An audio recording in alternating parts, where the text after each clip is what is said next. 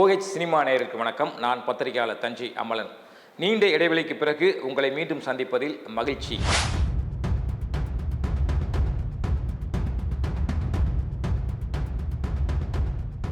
இந்த வீடியோவை உங்களுக்கு வழங்குபவர்கள் பேசஸ் பே, secure digital payments with multiple features and great success rate. Captain Vijayakanth இப்போ இருந்திருந்தார்னாக்கா, சினிமாவில் எனக்கு பிடிக்காத வார்த்தை காப்பி அப்படின்னு சொல்லியிருப்பாரோ அப்படின்னு ஒரு சின்ன ஒரு கற்பனை வருது. ஏன்னாக்கா பொதுவாக தமிழ் சினிமாவில் இந்த காப்பி, அதாவது ஒரு விஷயத்தை ஃபாலோ பண்ணுறது அப்படிங்கிறது தொடர்ந்து நடந்துக்கிட்டே இருக்குது. இன்டர்நெட்டில் முன்னாலேருந்து இது நடந்துக்கிட்டு இருக்குது. ஒரு படம் ஹிட் ஆயிடுச்சு அல்ல, அது தொடர்ச்சியாக ஒரு கதை தேவைப்படுது, கதை கேட்குது, தொடர்ச்சியாக பண்ணலாம் அப்படிங்கிறது வேற. ஆனால் இது எதுவுமே இல்லாமல் ஒரு விபத்தாக, அதாவது ஒரு படத்தோட டியூரேஷன், ஒரு படத்தோட அந்த நிமிடங்கள் அதிகரிச்சிச்சுன்னா உடனே அதை நீட்டிச்சு செகண்ட் பார்ட்டாக வைக்கலாமே அப்படிங்கிற மாதிரி ஒரு ஐடியாவோட போகுது. உதாரணத்துக்கு சொல்லப்போனால் இதை ஆரம்பித்து வச்சது ராஜமௌலி. அவர் தான் பாகுபலி பண்ணோன்னே போட்டு பார்த்துருக்காங்க. ஒரு 4 மணி நேரம் டியூரேஷன் வந்திருக்கு. என்னடா பண்ணலான்னு யோசிச்சுட்டு கூட ஒரு மணி நேரம் ஷூட் பண்ணோம்னாக்கா ஒரு 10 சீன் 15 சீனை எடுத்து உள்ள சொருவுனாக்கா செகண்ட் பார்ட் 2 பார்ட்டாக வந்துடும் அப்படின்னு சொல்லி பாகுபலியில் ஆரம்பித்து வச்சார். ஆனால் அந்த மாதிரியான இயக்குநர்கள், சங்கர் மாதிரியான இயக்குநர்கள் ஃபஸ்ட்டு பார்ட் செகண்ட் பார்ட் பண்ணால் ஒரு இன்ட்ரெஸ்டிங்காக இருக்கும், கதையில் ஒரு வலு இருக்கும், ஏதாவது ஒரு ஒரு பிரம்மாண்டம் மட்டும் இல்லாமல் சப்ஜெக்டில் ஒரு அழுத்தமான விஷயத்தை சேர்ப்பாங்க. அது தப்பு இல்லை. அப்படி தான் பாகுபலி அது மாதிரி தான் உருவாயான அதே பாகுபலி ஃபஸ்ட் ஹாப்புக்கு கிடைத்த வரவேற்பு செகண்ட் ஹாப்புக்கு அவ்வளோதான் வரவேற்பு இல்லை. வசூல்லையும் செகண்ட் ஹாப் அவ்வளோ பெருசாக போகலை. அதே மாதிரி தான் பொன்னியின் செல்வன் கதையும். மணிரத்னமும் பாகுபலி பார்த்து ஒரு ஃபஸ்ட் பார்ட்டு அவரும் போட்டு பார்த்துருக்காரு. இப்படி நீளமாக காட்சிகள் நிறைய டியூரேஷன் அதிகமாக போகும், என்ன பண்ணலாம், இன்னொரு 1 மணி நேரம் எடுத்து சொருவு அப்படின்னு சொல்லிட்டு 2 பார்ட்டுக்களாக பிரிச்சார். பாகுபலிக்கு நடந்த கதை தான் பொன்னியின் செல்வனுக்கு நடந்தது. ஃபஸ்ட் பார்ட்டுக்கு இருந்த வரவேற்பு செகண்ட் பார்ட்டுக்கு இல்லை. இப்போ பார்த்தீங்கன்னா இந்தியன் கிட்டத்தட்ட ஒரு 26-27 வருஷத்துக்கு பிறகு இந்தியன் 2 ஆரம்பிக்கிறாங்க. இந்தியன் 1 பண்ணுறப்பே முடிவு பண்ணிட்டதாக ஒரு பேட்டியில் சங்கர் சொல்லியிருப்பார். ஆனால் அந்த இந்தியன் 2 பண்ணுறப்ப அதுவும் காட்சிகள் அதிகமாகிடுச்சு. என்ன பண்ணலாம்னு யோசிச்சு இந்தியன் 3 பண்ணலாம் அப்படின்ட்டு இப்போ அப்படி தான் இந்தியன் 3 உருவாயிருக்கு. ஆனால் அந்த 2 பார்ட்டுமே சிறப்பாக வந்திருக்கிறதாக பேட்டிகளில் சொல்கிறாங்க. படம் வந்த பிறகு தான் நம்மளுக்கு அது தெரியும். இப்போ இந்த பயோபிக் மேட்டருக்கு வருவோம். சமீப காலமாக பயோபிக் அதிகமாகிடுச்சு. இளையராஜாவோட வாழ்க்கை வரலாற்று படத்தில் தனுஷ் இளையராஜாவாக நடிக்கிறாரு.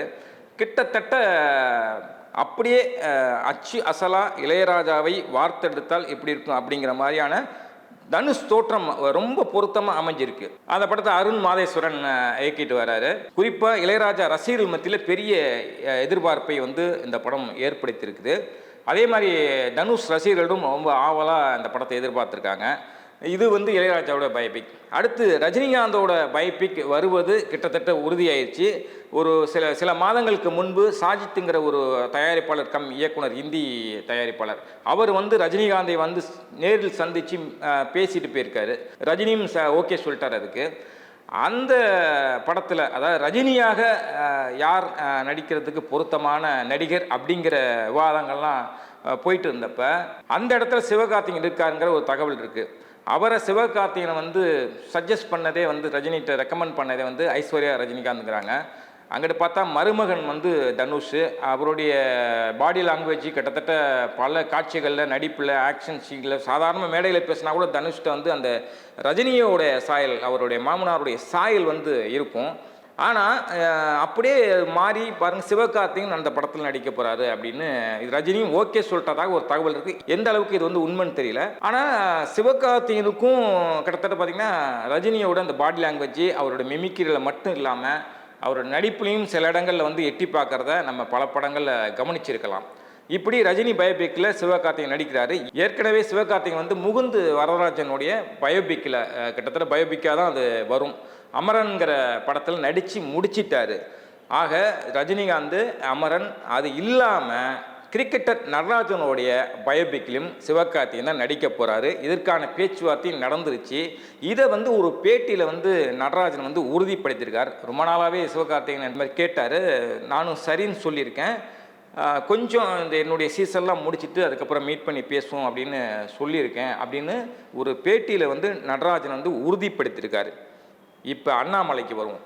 அண்ணாமலை, அதாவது பிஜேபி மாநில தலைவர் அண்ணாமலை ரோலில் வந்து நடிக்க போகிறது வந்து விஷால்.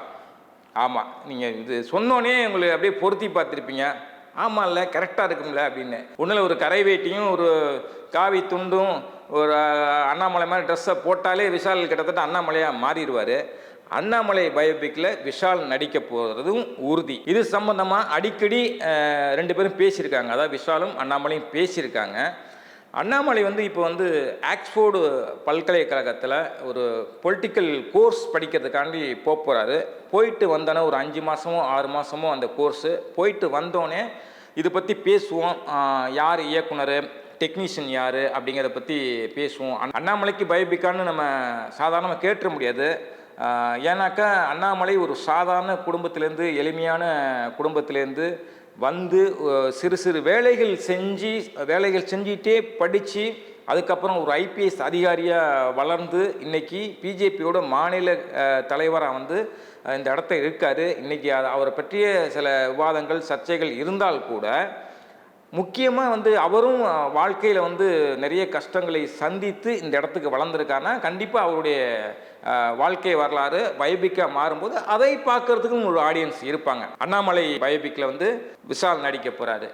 இது இல்லாமல் ராஷ்மிகா மந்தனாவுக்குள்ளேயும் ஒரு ரொம்ப நாளாக ஆசை இருக்கான். அதாவது நடிகை சௌந்தர்யா, மறைந்த நடிகை சௌந்தர்யாவுடைய பயோபிக்கில் நடிக்கணும்னு ஆசையாக இருக்கான். சௌந்தர்யா வந்து பீக்கில் இருந்தப்போ ரஜினியோட, விஜயகாந்தோட, அதேமாதிரி தெலுங்கு படங்கள்லாம் முக்கியமான ஒரு தவிர்க்க முடியாத அழகான நல்ல கதாநாயகியாக இருந்த காலகட்டத்தில் ராஷ்மிகா வந்து ஸ்கூலில் படிச்சுட்டு இருக்காங்க. அந்த ஸ்கூலில் படிச்சுட்டு இருந்தப்பே சௌந்தர்யாவுடைய தீவிர ரசிகையாக இருந்திருக்காங்க ராஷ்மிகா மந்தனா. அதனால அவங்களுடைய பயோபிக்கை யாராவது எடுக்க முன் வந்தாக்கா நான் நடிக்க ரெடி, எனக்கு நடிக்க ஆசையாக இருக்குது அப்படிங்கிற மாதிரி ஒரு பேட்டியில் அவங்க சொல்லியிருக்காங்க. ஆக இதுக்கடையில் இந்த ராஜமௌழி பற்றி பேசணும்ல, ராஜமௌழியோட டாக்குமெண்ட்ரி உண்டு, கிட்டத்தட்ட வந்து அதுவும் பயோபிக் மாதிரி தான். அது ஒன்று ரெடியாக இருக்குது.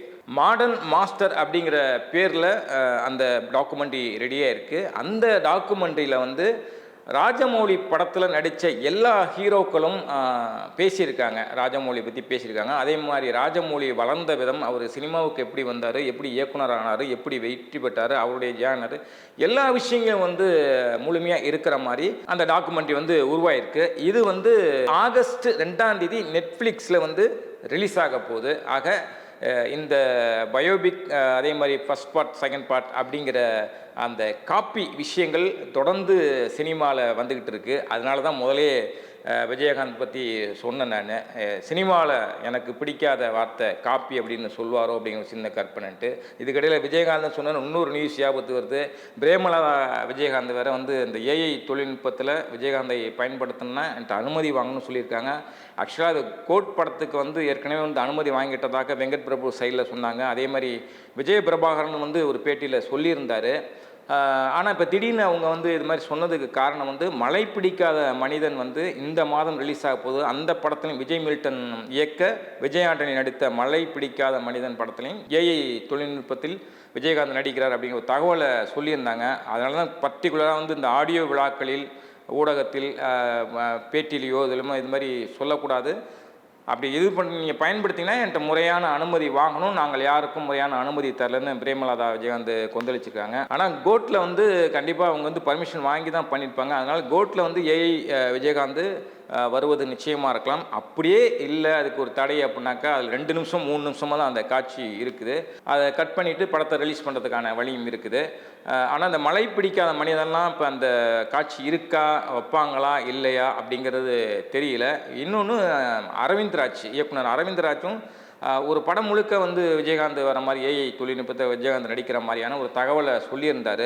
ஒருவேளை இந்த 2 விஷயத்துக்காண்டி, அதாவது மழை பிடிக்காத மனிதன், அரவிந்த்ராஜ் விஷயத்துக்காண்டி பிரேமலதா விஜயகாந்த் இந்த அறிக்கையை விட்டாங்களான்னு தெரியல. பார்ப்போம்.